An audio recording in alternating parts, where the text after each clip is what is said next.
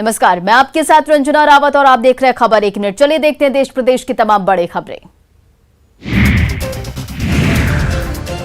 बिहार निर्वाचन आयोग ने मंगलवार की शाम त्रिस्तरीय पंचायत चुनाव की अधिसूचना जारी कर दी। इसके साथ ही जहां राज्य में आदर्श आचार संहिता लागू हो गई, वहीं किसी भी नई योजना का आरंभ नहीं हो सकेगा। हालांकि पुरानी योजनाएं जारी रहेंगी। चुनाव के लिए मतदान 11 चरणों में होंगे। अधिसूचना जारी होने के साथ प्रत्याशी अब बुधवार से 6 अलग अलग पदों के लिए नामांकन कर सकेंगे। नामांकन के लिए उनको 7 दिनों का समय मिलेगा। आयोग ने नामांकन पत्र भरने, जांच और नाम वापसी के समय निर्धारित कर दिए हैं। मुखिया, सरपंच, वार्ड सदस्य, पंच, पंचायत समिति सदस्य और जिला परिषद सदस्य के प्रत्याशी 11 बजे दिन से शाम 4 बजे तक नामांकन कर सकेंगे। प्रथम चरण 24/9/2021 की होगी। इसमें 10 जिले इन्वॉल्व होंगे और प्रखंडों की संख्या 12 होगी। मतदान केंद्रों की संख्या 2119 है। पहले चरण में 10 जिलों के 12 प्रखंडों में चुनाव कराए जाएंगे। 11वें और आखिरी चरण का मतदान बाढ़ प्रभावित इलाकों में होगा। इसके तहत 20 जिलों के 38 प्रखंडों में चुनाव कराने की तैयारी है। सीएम के जनता दरबार के बाद जेडीयू कार्यालय में भी जनता दरबार कार्यक्रम की शुरुआत हुई। बिहार सरकार के मंत्री लेसी सिंह ने कई लोगों की समस्याएं सुनी। हालांकि आज 3 मंत्रियों को जनता दरबार कार्यक्रम में शामिल होना था, लेकिन पटना से बाहर होने के कारण मंत्री विजय चौधरी और मंत्री जमा खान कार्यक्रम में शामिल नहीं हो सके। जनता दरबार में लोगों की फरियाद को सुनते हुए मंत्री लेसी सिंह ने कहा कि कई विभागों से संबंधित समस्याएं लेकर लोग आ रहे हैं। हमारी कोशिश है कि लोगों की समस्याएं दूर हो। फरियाद लेकर आए कई फरियादियों ने भी अपनी समस्याओं को बताया। आज से इस की शुरुआत की गई है कि हमारे मंत्रीगण आज से बैठेंगे ऑफिस में। आज ये शुरुआत है।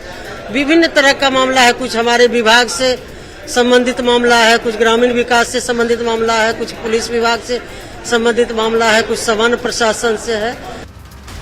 जेडीयू मंत्रियों का जनता दरबार पहले भी आयोजित होता था, लेकिन बीच में बंद हो गया।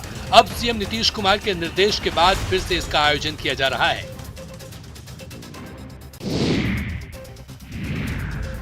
केंद्र सरकार ने झारखंड की जनता को बड़ी सौगात दी है। राज्य के सबसे पिछड़े और आदिवासी बहुल संथाल परगना की स्वास्थ्य सेवा को बेहतर बनाने के लिए देवघर एम्स के ओपीडी को जनता के लिए खोल दिया गया है। केंद्रीय स्वास्थ्य मंत्री मनसुख मंडाविया ने ओपीडी का ऑनलाइन उद्घाटन किया। फिलहाल यहां 20 से अधिक तरह के रोगों की जांच होगी और हर रोज 200 मरीज देखे जाएंगे। जांच के दौरान मरीजों को दवा दी जाएगी। एम्स के ओपीडी में 30 रुपए में रजिस्ट्रेशन होगा। इसके बाद 1 साल तक मरीज इलाज करा सकेंगे। आपको बता दें कि देश का 13वां एम्स देवघर स्वास्थ्य झारखंड की परिकल्पना को साकार करेगा। केंद्रीय स्वास्थ्य मंत्री मनसुख मंडाविया और स्वास्थ्य राज्य मंत्री डॉक्टर भारती प्रवीण पवार ने दिल्ली से इसका वर्चुअल उद्घाटन किया। केंद्रीय स्वास्थ्य मंत्री ने एम्स स्थित आयुष भवन और रैन बसेरे भी राष्ट्र को समर्पित किया। ओपीडी में कुल 40 कमरे हैं। मरीजों को बैठने के लिए वेटिंग रूम में सेंट्रलाइज एसी की व्यवस्था है। वेटिंग हॉल में एक साथ 80 रोगियों के बैठने की क्षमता है। मुजफ्फरपुर में चोरी का मोबाइल बेचने पहुंचे एक शातिर को भीड़ ने बंधक बनाकर पीटा और उसे पुलिस के हवाले कर दिया। घटना सकरा थाना क्षेत्र के पिलखे गांव की है। आरोपी की पहचान कुड़नी थाना क्षेत्र के कफेन निवासी संतोष कुमार के रूप में हुई है। उसके पास से 7 मोबाइल मिले, जिसे पुलिस ने जब्त कर लिया है। सोमवार को संतोष अपने घर से करीब 20 किलोमीटर दूर पिलखी चौक गया था। अपना मोबाइल बेचने के लिए वो एक रिक्शा चालक से बात कर रहा था। वहां मौजूद अन्य लोगों को भी उसने मोबाइल दिखाया। इसी पर स्थानीय लोगों को शक हो गया। सबने मिलकर उसे बंधक बना लिया। मौजूद लोगों ने उसकी पिटाई शुरू कर दी। पिटाई का ये वीडियो सोशल मीडिया पर जमकर वायरल हो रहा है, जिसमें कुछ लोग आरोपी युवक की डंडे और लात घूंसों से बेरहमी से पिटाई करते दिख रहे हैं। पीड़ित शख्स लोगों से रहम की भीख मांगता दिख रहा है, लेकिन भीड़ पीटने वाले लोगों का हौसला बढ़ाती रही। पुलिस घटना की जांच कर रही है।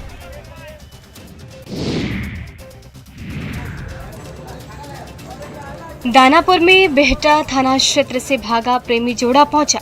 जानकारी के बाद प्रेमी के मौसा ने दोनों को फुलवारी शरीफ थाना पहुंचा दिया। फिर क्या था, प्रेमिका ने थाने में ही हाई वोल्टेज ड्रामा शुरू कर दिया। प्रेमिका ने थाने में ही गाली गलौज और हंगामा शुरू कर दिया। कुछ देर के लिए थाने में अफरा तफरी मच गई। पुलिसकर्मी उसे किसी तरह से शांत कराने की कोशिश करने लगे, बावजूद वो मानने को तैयार नहीं थी।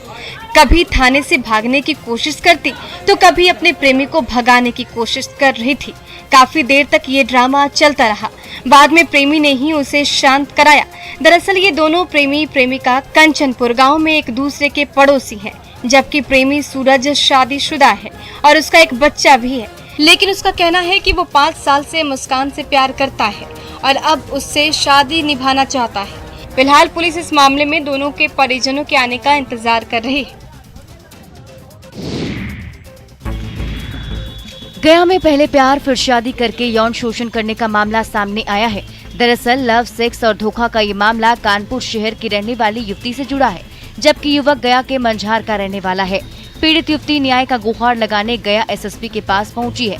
युवती ने बताया कि मेरे और योगेश कुमार के बीच चलती ट्रेन में मुलाकात हुई थी और फिर दोस्ती प्यार में बदल गई। दोनों एक दूसरे को पसंद करने लगे और फिर शादी कर 2 वर्षों तक पति पत्नी के रूप में रहे।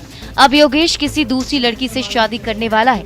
इस मामले को लेकर एसएसपी ने बताया कि महिला की शिकायत पर पुलिस आरोपी की गिरफ्तारी के लिए छापेमारी कर रही है। युवती शादी की तस्वीरें दिखा रही है, हर बात साबित कर सकती है, ये भी कह रही है। बातें करी उन्होंने, मुझे कानपुर बुलाया, कानपुर से वो विंध्याचल लेके गए। वहाँ पे भी उन्होंने मांग भरी और रूम बुक करके उन्होंने मेरा जबरन शोषण किया। उसके बाद सर वो वैष्णो देवी लेके गए, वहाँ पे भी उन्होंने जबरन शोषण किया, नेचुरली अननेचुरली दोनों तरफ से सेक्स किया। लेकिन सच क्या है ये पुलिस की जांच के बाद ही पता चल पाएगा। शेखपुरा के कसार थाना क्षेत्र में एक नाबालिग के अपहरण का मामला सामने आया है। शौच के लिए घर से निकली नाबालिग को कुछ युवकों ने जबरन उठा लिया। नाबालिग को 5 दिनों तक अपने ठिकाने पर रखकर उस पर शादी का दबाव बनाया। हालांकि मौका मिलते ही लड़की भागकर अपने घर आ गई। पीड़ित के बयान पर स्थानीय थाने में केस दर्ज कर लिया गया है। दूसरी तरफ पीड़ित परिजनों ने दबंग बदमाशों के खिलाफ कार्रवाई की मांग की है। पीड़िता ने कहा है कि आरोपी युवक परिवार के लोगों को जान से मारने की धमकी दे रहा है। गौरतलब है कि पुलिस अभी तक पीड़िता का मेडिकल टेस्ट भी नहीं करा पाई। डरा धमका के बोला कि हमको देना नहीं देगा साथ आपको पास गुंडा लगा देगा, आपको पीछे फिर आपको मार देगा, फिर आपको पापा भैया कुछ भी नहीं करेगा हमको। लोगों को उम्मीद है कि पुलिस कार्रवाई करेगी ताकि दबंग फिर से लड़की को परेशान ना करे। बिहार के पूर्णिया में मंगलवार की सुबह लूट की बड़ी वारदात हुई। जिले के बाढ़ प्रभावित टीकापट्टी थाना के गोड़ियर हाई स्कूल के पास सुबह 9 बजे घटना को अंजाम दिया गया। हथियार भिड़ाकर मवेशी व्यापारियों से बाइक सवार अपराधियों ने 21 लाख रुपए लूट लिए। घटना की सूचना मिलते ही टीकापट्टी थाना प्रभारी अरविंद कुमार और कटिहार की पुलिस मौके पर पहुंची और जांच में जुट गई। टीकापट्टी थाना प्रभारी अरविंद कुमार ने बताया कि कुछ मवेशी व्यापारी खरीद बिक्री के लिए खगड़िया से चपहरी हाट जा रहे थे। तभी गोड़ियर हाई स्कूल के पास 2 बाइक पर सवार 6 अपराधियों ने हथियार के बल पर स्कॉर्पियो रुकवाकर मवेशी व्यापारियों से रुपए लूट लिया। दोपहर तक केस दर्ज नहीं हुआ था। हालांकि व्यापारी द्वारा 21 लाख रुपए लूट की बात बताई जा रही है। थाना प्रभारी ने बताया कि अपराधियों की गिरफ्तारी के लिए लगातार छापेमारी की जा रही है। जल्द ही आरोपियों को गिरफ्तार कर लिया जाएगा।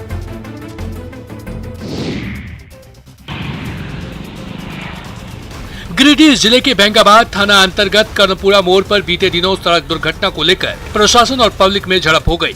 इस मामले में पुलिस ने मृतकों को भी नामजद अभियुक्त बना दिया।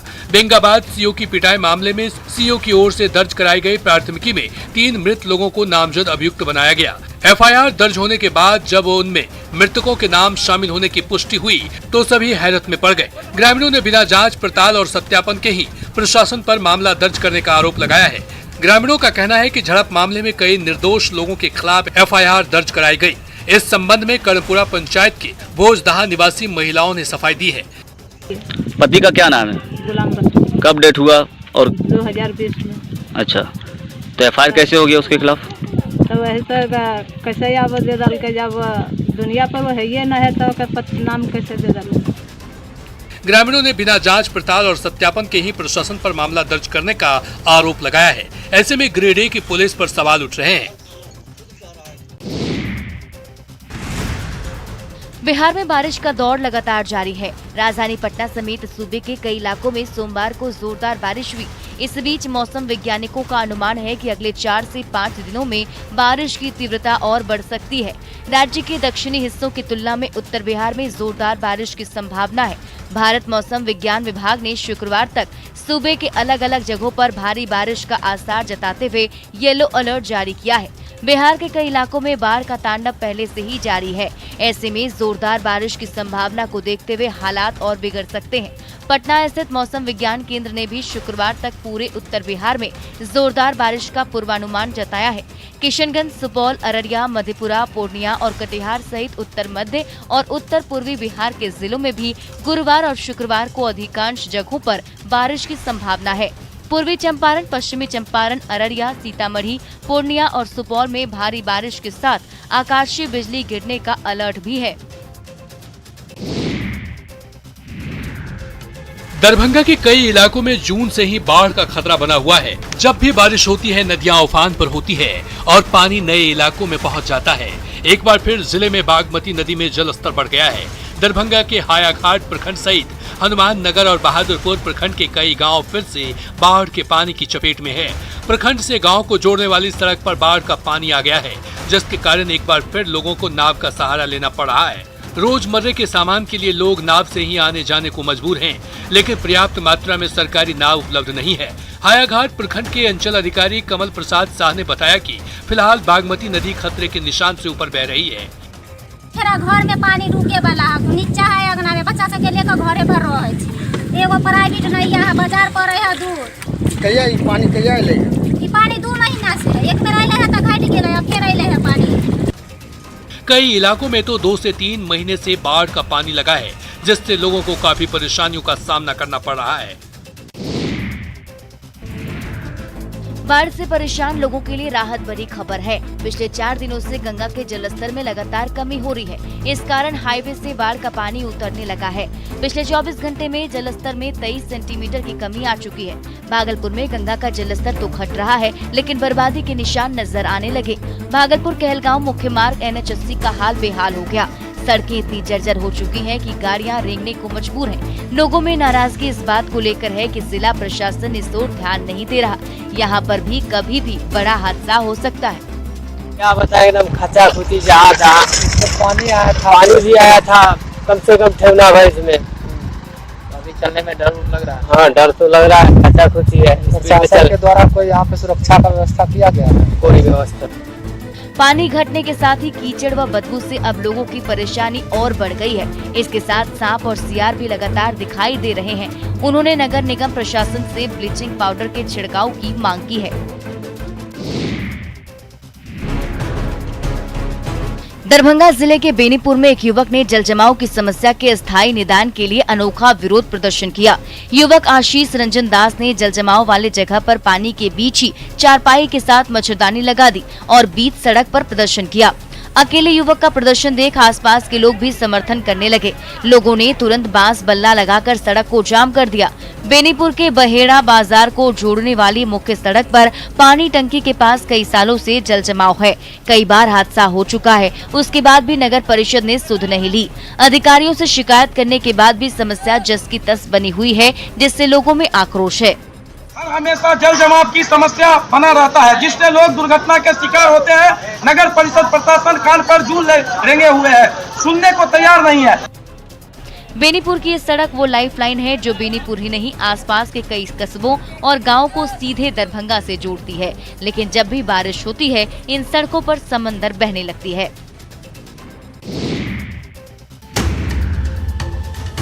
जहानाबाद में कई दिनों बाद बारिश हुई, जिसके बाद उमस भरी गर्मी से परेशान आम आवाम को काफी राहत मिली है। हालांकि इससे एक बार फिर शहर की स्थिति नरकीय हो गई है। सदर अस्पताल के SNCU में भी बारिश का पानी घुस गया है, जिससे बच्चे का इलाज करवा रहे परिजनों को काफी परेशानी हो रही है। ऐसे में बारिश ने उन लोगों की परेशानी को और भी बढ़ा दिया है। यही नहीं, सोमवार की बारिश के बाद NH 83 और 110 पर जलजमाव हो गया। राजा बाजार रेलवे अंडरपास समेत शहर के कई मोहल्लों में पानी भर गया। शहर की अन्य सड़कें भी कीचड़ से भर गई हैं। इसमें पानी घुसा हुआ है। ICU के अंदर मेरा बच्चा उसमें भर्ती है, उसके अंदर पानी भरा हुआ है और पूरा पानी भरा हुआ है और तो यहाँ पे नाला का पानी पूरा जा रहा है, निकल नहीं रहा है। हम लोग रात भर रहते हैं पानी में खड़ा। इससे लोगों को आवागमन में परेशानी का सामना करना पड़ रहा है। सबसे बड़ी बात है कि लोगों का शहर की कई सड़कों और मोहल्लों में पैदल चलना दूभर हो गया है। और फिलहाल इस बुलेटिन में इतना ही। बने रहे न्यूज़ 18 बिहार झारखंड के साथ।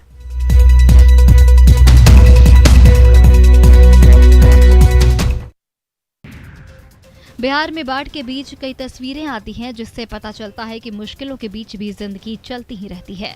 दरअसल बिहार के कई गांव में इन दिनों बाढ़ आई हुई है। गांव में बाढ़ का पानी भरने से लोगों को नाव के सहारे ही जाना पड़ रहा है। शादी बारात भी नाव पर ही हो रही है। दूल्हा हो या दुल्हन, सभी को नाव का ही सहारा है।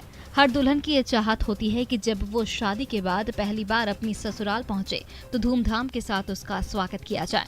लेकिन भागलपुर में एक दुल्हन का सपना उस वक्त बिखरता हुआ नजर आया जब वो शादी कर ससुराल पहुंची तो उसे हर तरफ पानी ही पानी नजर आया।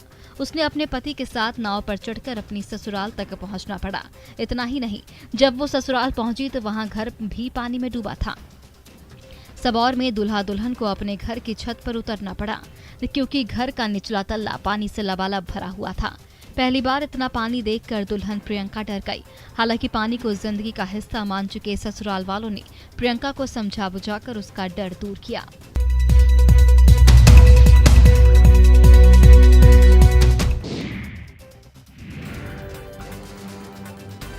बिहार के मुख्यमंत्री नीतीश कुमार ने जातिगत जनगणना के मसले पर प्रधानमंत्री को चिट्ठी लिखकर उनसे मिलने का समय मांगा था। प्रधानमंत्री नरेंद्र मोदी ने मुलाकात का समय दे दिया है। पीएम मोदी से नीतीश कुमार की मुलाकात 23 अगस्त को होगी। सीएम नीतीश ने ट्वीट कर ये जानकारी साझा की है। सीएम नीतीश ने 4 अगस्त को पत्र लिखा था। प्रधानमंत्री कार्यालय की तरफ से मुख्यमंत्री को पत्र मिलने की जानकारी दी गई थी, जिसके बाद सीएम नीतीश ने भी इसकी पुष्टि की। इसके बाद अब उन्होंने ट्वीट कर जानकारी दी है कि प्रधानमंत्री से मिलने का समय मिल गया है।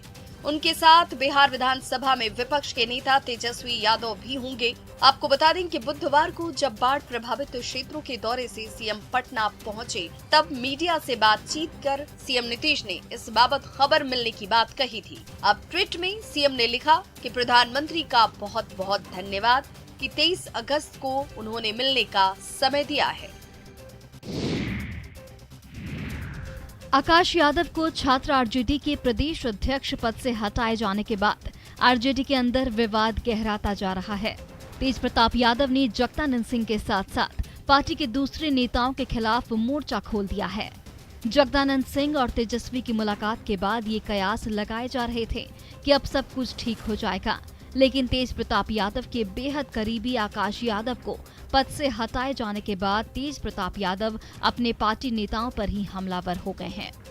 तेज प्रताप यादव ने कहा कि कुछ लोग उनके खिलाफ साजिश रच रहे हैं और उन्हें घेरा जा रहा है। तेज प्रताप यादव ने न्यूज़ 18 से खास बातचीत में ये बात कही। साथ ही कहा कि पार्टी में कुछ लोग ऐसे हैं जो भाई भाई को लड़वाने की कोशिश कर रहे हैं। तेज प्रताप यादव ने न्यूज़ 18 से एक्सक्लूसिव बातचीत में कहा है कि हरियाणा का एक शख्स जो पार्टी में डेरा जमाए बैठा है, उसके बारे में जगदानंद सिंह जी क्यों कुछ नहीं बोलते।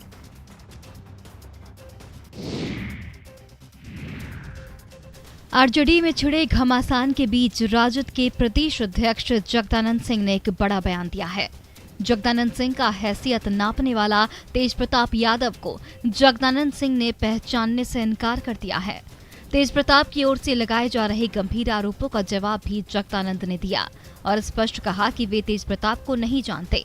जगदानंद सिंह लालू प्रसाद यादव के लिए उत्तरदायी हैं, वे लालू को ही जवाब देंगे। राजधानी पटना के वीरचंद पटेल स्थित आरजेडी के प्रदेश कार्यालय में मीडिया कर्मियों से बातचीत में तेज प्रताप के आरोपों को बेबुनियाद बताया और कहा कि वे पार्टी के संविधान से ऊपर नहीं हैं। जगदानंद सिंह ने छात्र आरजेडी प्रदेश अध्यक्ष के पद से किसी को हटाने की बात का खंडन किया है। उन्होंने कहा कि छात्र आरजेडी प्रदेश अध्यक्ष के पद पर उन्होंने किसी को नियुक्त ही नहीं किया, ऐसे में किसी को हटाने का सवाल ही नहीं उठता।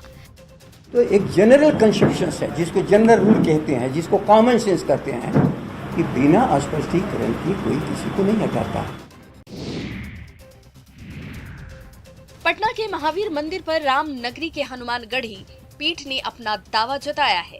हनुमानगढ़ी पीठ की ओर से इस संबंध में अयोध्या सिविल कोर्ट में वाद दायर कर दिया गया। हनुमानगढ़ी में गद्दी नशीन प्रेमदास ने पटना के महावीर मंदिर को हनुमानगढ़ी की संपत्ति बताया है। अयोध्या सिविल कोर्ट में वाद दायर होने के बाद 300 वर्ष पुराने इस मंदिर को लेकर एक बार फिर से विवाद खड़ा हो गया है। वर्तमान में गुजरात के पूर्व डीजीपी कुणाल किशोर इस मंदिर के सचिव की जिम्मेदारी संभाल रहे हैं। मामले को लेकर रामानंदीय निर्वाणी अखाड़ा हनुमानगढ़ी अयोध्या के पंचों की बड़ी बैठक आयोजित की गई। बैठक में सर्वसम्मति से महावीर मंदिर पटना पर आईपीएस कुणाल किशोर की दावेदारी को गलत बताया गया। मंदिर की व्यवस्था देखने के लिए महेंद्र दास को नया महंत नियुक्त किया गया।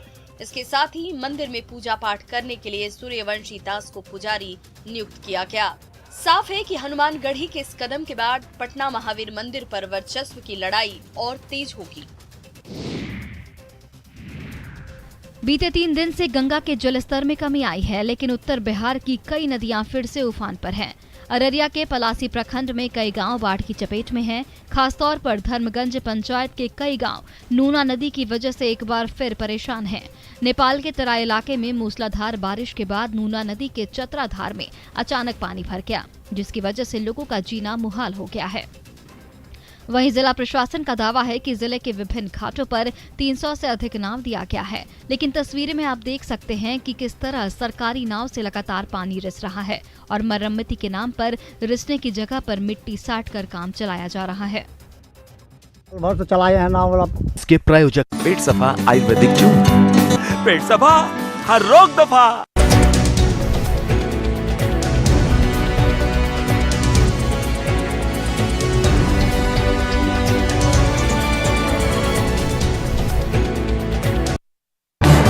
इस न्यूज हेडलाइंस के प्रायोजक पेट सफा आयुर्वेदिक जून। पेट सफा, हर रोग दफा। शादी बारात भी नाव पर ही हो रही है। दूल्हा हो या दुल्हन, सभी को नाव का ही सहारा है। हर दुल्हन की ये चाहत होती है कि जब वो शादी के बाद पहली बार अपनी ससुराल पहुंचे तो धूमधाम के साथ उसका स्वागत किया जाए। लेकिन भागलपुर में एक दुल्हन का सपना उस वक्त बिखरता हुआ नजर आया जब वो शादी कर ससुराल पहुंची तो उसे हर तरफ पानी ही पानी नजर आया। उसने अपने पति के साथ नाव पर चढ़कर अपनी ससुराल तक पहुंचना पड़ा। इतना ही नहीं, जब वो ससुराल पहुंची तो वहां घर भी पानी में डूबा था।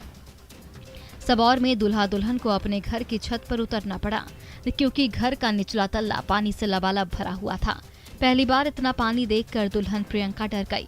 हालांकि पानी को जिंदगी का हिस्सा मान चुके ससुराल वालों ने प्रियंका को समझा बुझाकर उसका डर दूर किया।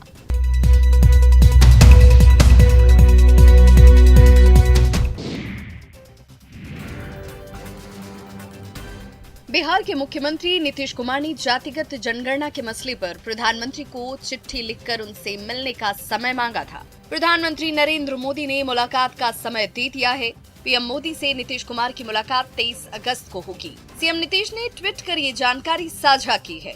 सीएम नीतीश ने 4 अगस्त को पत्र लिखा था। प्रधानमंत्री कार्यालय की तरफ से मुख्यमंत्री को पत्र मिलने की जानकारी दी गई थी, जिसके बाद सीएम नीतीश ने भी इसकी पुष्टि की। इसके बाद अब उन्होंने ट्वीट कर जानकारी दी है कि प्रधानमंत्री से मिलने का समय मिल गया है। उनके साथ बिहार विधानसभा में विपक्ष के नेता तेजस्वी यादव भी होंगे। आपको बता दें कि बुधवार को जब बाढ़ प्रभावित क्षेत्रों के दौरे से सीएम पटना पहुंचे, तब मीडिया से बातचीत कर सीएम नीतीश ने इस बाबत खबर मिलने की बात कही थी। अब ट्वीट में सीएम ने लिखा कि प्रधानमंत्री का बहुत बहुत धन्यवाद कि 23 अगस्त को उन्होंने मिलने का समय दिया है। आकाश यादव को छात्र आरजेडी के प्रदेश अध्यक्ष पद से हटाए जाने के बाद आरजेडी के अंदर विवाद गहराता जा रहा है। तेज प्रताप यादव ने जगदानंद सिंह के साथ साथ पार्टी के दूसरे नेताओं के खिलाफ मोर्चा खोल दिया है। जगदानंद सिंह और तेजस्वी की मुलाकात के बाद ये कयास लगाए जा रहे थे कि अब सब कुछ ठीक हो जाएगा, लेकिन तेज प्रताप यादव के बेहद करीबी आकाश यादव को पद से हटाए जाने के बाद तेज प्रताप यादव अपने पार्टी नेताओं पर ही हमलावर हो गए हैं। तेज प्रताप यादव ने कहा कि कुछ लोग उनके खिलाफ साजिश रच रहे हैं और उन्हें घेरा जा रहा है। तेज प्रताप यादव ने न्यूज 18 से खास बातचीत में ये बात कही। साथ ही कहा कि पार्टी में कुछ लोग ऐसे हैं जो भाई भाई को लड़वाने की कोशिश कर रहे हैं।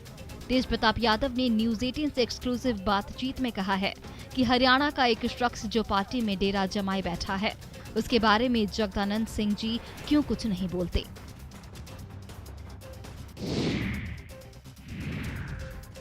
आरजेडी में छिड़े घमासान के बीच राजद के प्रदेश अध्यक्ष जगदानंद सिंह ने एक बड़ा बयान दिया है। जगदानंद सिंह का हैसियत नापने वाला तेज प्रताप यादव को जगदानंद सिंह ने पहचानने से इनकार कर दिया है। तेज प्रताप की ओर से लगाए जा रहे गंभीर आरोपों का जवाब भी जगदानंद ने दिया और स्पष्ट कहा कि वे तेज प्रताप को नहीं जानते। जगदानंद सिंह लालू प्रसाद यादव के लिए उत्तरदायी हैं, वे लालू को ही जवाब देंगे। राजधानी पटना के वीरचंद पटेल स्थित आरजेडी के प्रदेश कार्यालय में मीडिया कर्मियों से बातचीत में तेज प्रताप के आरोपों को बेबुनियाद बताया और कहा कि वे पार्टी के संविधान से ऊपर नहीं हैं।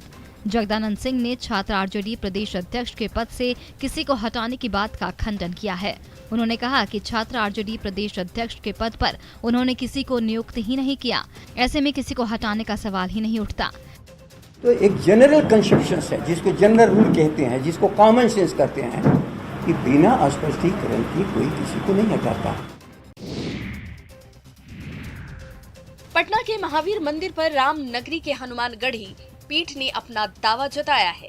हनुमानगढ़ी पीठ की ओर से इस संबंध में अयोध्या सिविल कोर्ट में वाद दायर कर दिया गया। हनुमानगढ़ी में गद्दी नशीन प्रेमदास ने पटना के महावीर मंदिर को हनुमानगढ़ी की संपत्ति बताया है। अयोध्या सिविल कोर्ट में वाद दायर होने के बाद 300 वर्ष पुराने इस मंदिर को लेकर एक बार फिर से विवाद खड़ा हो गया है। वर्तमान में गुजरात के पूर्व डीजीपी कुणाल किशोर इस मंदिर के सचिव की जिम्मेदारी संभाल रहे हैं। मामले को लेकर रामानंदीय निर्वाणी अखाड़ा हनुमानगढ़ी अयोध्या के पंचों की बड़ी बैठक आयोजित की गई। बैठक में सर्वसम्मति से महावीर मंदिर पटना पर आईपीएस कुणाल किशोर की दावेदारी को गलत बताया गया। मंदिर की व्यवस्था देखने के लिए महेंद्र दास को नया महंत नियुक्त किया गया। इसके साथ ही मंदिर में पूजा पाठ करने के लिए सूर्यवंशी दास को पुजारी नियुक्त किया गया। साफ है कि हनुमानगढ़ी के इस कदम के बाद पटना महावीर मंदिर पर वर्चस्व की लड़ाई और तेज होगी। बीते 3 दिन से गंगा के जलस्तर में कमी आई है, लेकिन उत्तर बिहार की कई नदियां फिर से उफान पर हैं। अररिया के पलासी प्रखंड में कई गांव बाढ़ की चपेट में हैं। खासतौर पर धर्मगंज पंचायत के कई गांव नूना नदी की वजह से एक बार फिर परेशान हैं। नेपाल के तराई इलाके में मूसलाधार बारिश के बाद नूना नदी के चतराधार में अचानक पानी भर गया, जिसकी वजह से लोगों का जीना मुहाल हो गया है। वहीं जिला प्रशासन का दावा है कि जिले के विभिन्न घाटों पर 300 से अधिक नाव दिया गया है, लेकिन तस्वीरें में आप देख सकते हैं कि किस इसके प्रायोजक